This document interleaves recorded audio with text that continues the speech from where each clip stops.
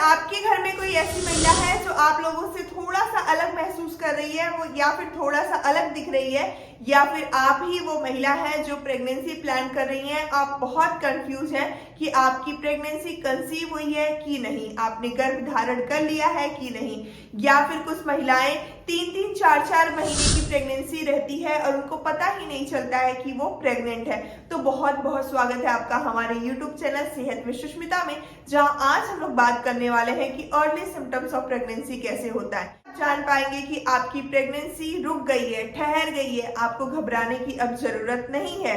तो चलिए बिना किसी देर का हम ये वीडियो शुरू करते हैं। सबसे पहले बात कर लेते हैं यूरिन प्रेगनेंसी टेस्ट के बारे में।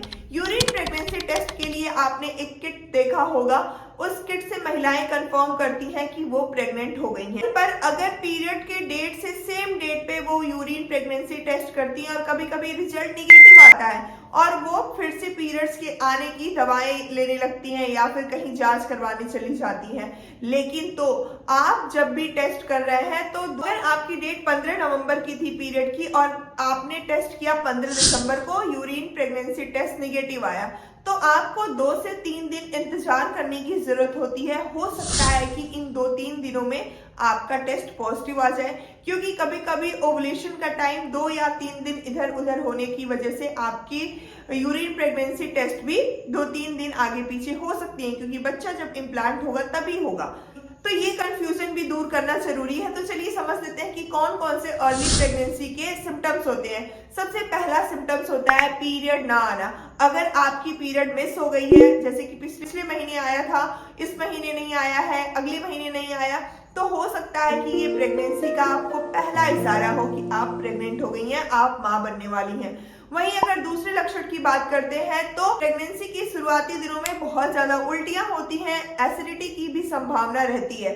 देखते होंगे महिलाओं को उल्टियों का एक दौर जैसे शुरू हो जाता है, क्योंकि जो हार्मोनल बदलाव होते हैं, बीटा एससीजी और एस्ट्रोजन जो होता है वो बढ़ जाता है, जिसकी वजह से महिलाओं में उल्टियां और एसिडिटी की संभावना भी बढ़ जाती है। वहीं अगर तीसरे चेंजेस की बात करते हैं तो महिला बहुत ज्यादा थकान महसूस करती है, वो सीढ़ियां चढ़ती हैं, थोड़ा सा टहल देती हैं तो वो थक जाती हैं, क्योंकि वहां पे ऊर्जा उनकी बहुत ज्यादा यूज हो रही होती है, इस वजह से वो जल्दी थक जाती हैं। वहीं पर अगर हम लोग अगले सिम्टम्स की बात करते हैं तो ये महसूस किया होगा कि आपके ब्रेस्ट में बहुत सारे चेंजेस आते हैं, जैसे ब्रेस्ट का भारी होना, ब्रेस्ट में कभी सूजन आना, थोड़ा हल्का दर्द होना, टेंडरनेस होना कि दबाने पे, आपको प्रेस करने पे या फिर छूने में आपको दर्द होता होगा।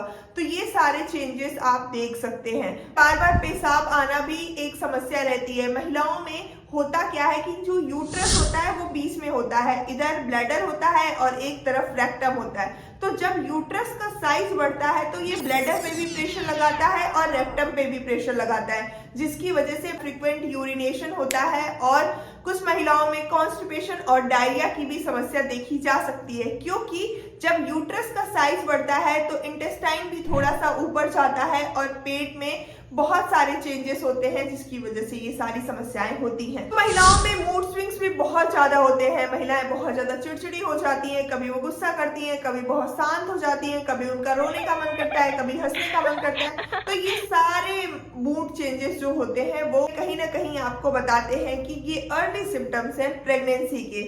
और हाँ, भूख भी बहुत ज्यादा लगने लगती है महिलाओं को, कुछ अलग अलग चीजें खाने का मन करता है, कभी उनको खट्टा खाने का मन करता है, कभी उनको गरम खाने का मन करता है, कचौरियां खाने का मन करता है, मतलब अलग अलग चीजें वो खाना चाहती है और कभी कभी वो कुछ नहीं खाना चाहती है।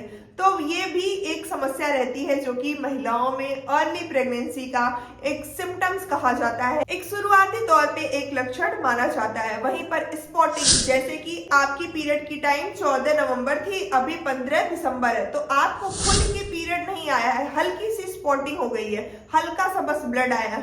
तो ये हो सकता है कि जब बच्चा इम्प्लांट होता है, जब बच्चा टिकता है, जिसकी वजह से हल्की सी ब्लीडिंग हो जाती है, ये एक साइन होता है कि बच्चा आपका टिक गया है, ठहर गया है। अगर ये सारे सिम्टम्स आपको देखने को मिल रहे हैं तो आपको जरूरत है प्रेगनेंसी टेस्ट करने की, और हाँ, नजदीकी डॉक्टर से एक बार चेकअप करवाने की जरूरत है, ताकि आप अपनी जो भी शक है, जो भी गुंजाइश है, उसको कंफर्म कर सके और ये गुड न्यूज आप अपने घर वालों को दे सके। तो चलिए मिलते हैं अपने एक नए टॉपिक के साथ एक नए वीडियो में। अगर आपका कोई डाउट है तो कमेंट बॉक्स में जरूर पूछिएगा।